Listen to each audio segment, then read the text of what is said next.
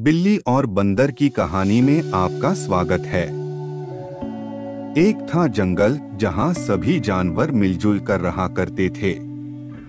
सभी जानवर जंगल के नियम का पालन करते और हर त्योहार साथ में मनाते थे। उन्हीं जानवरों में चीनी और मिनी नाम की दो बिल्लियां भी थीं। वे दोनों बहुत अच्छी सहेलियां थीं और एक दूसरे का साथ कभी नहीं छोड़ती थीं। बीमारी में एक दूसरे का ख्याल रखना, बाहर साथ जाना, यहाँ तक कि वो दोनों खाना भी साथ ही खाती थीं।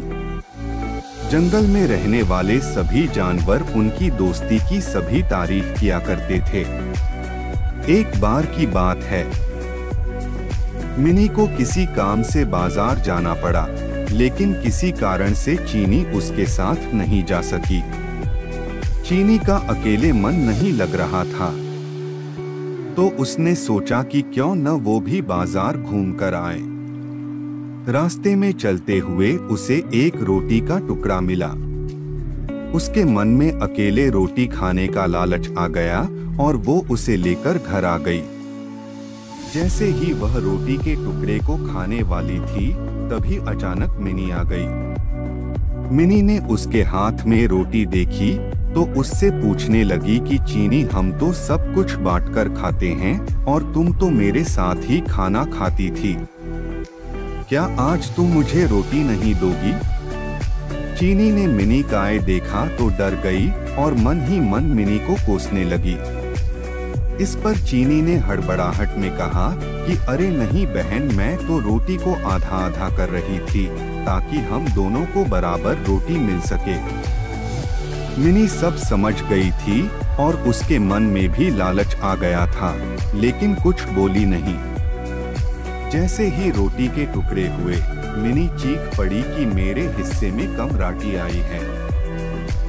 रोटी चीनी को मिली थी, इसलिए वो उसे कम देना चाहती थी। फिर भी वो बोली कि रोटी तो बराबर ही दी है। इस बात को लेकर दोनों में झगड़ा हो गया और धीरे धीरे यह बात पूरे जंगल में फैल गई। सभी जानवर उन दोनों को लड़ते हुए देख रहे थे। उसी समय वहां एक बंदर आया और उसने कहा कि मैं दोनों के बीच में बराबर रोटी बांट दूंगा। सभी जानवर बंदर की हाँ में हाँ मिलाने लगे। न चाहते हुए भी दोनों ने बंदर को रोटी दे दी। बंदर कहीं से तराजू लेकर आया और दोनों ओर रोटी के टुकड़े रख दिए। जिस तरफ वजन ज्यादा होता, वो उस तरफ की थोड़ी सी रोटी यह बोलकर खा लेता कि इस रोटी को दूसरी तरफ रखी रोटी के वजन के बराबर कर रहा हूँ। वो जानबूझकर ज्यादा रोटी का टुकड़ा खा लेता, जिससे दूसरी तरफ की रोटी वजन में ज्यादा हो जाती। ऐसा करने से दोनों को रोटी के बहुत छोटे छोटे टुकड़े बचे। बिल्लियों ने जब इतनी कम रोटी देखी तो बोलने लगी कि हमारी रोटी के टुकड़े वापस दे दो, हम बची हुई रोटी को आपस में बांट लेंगे।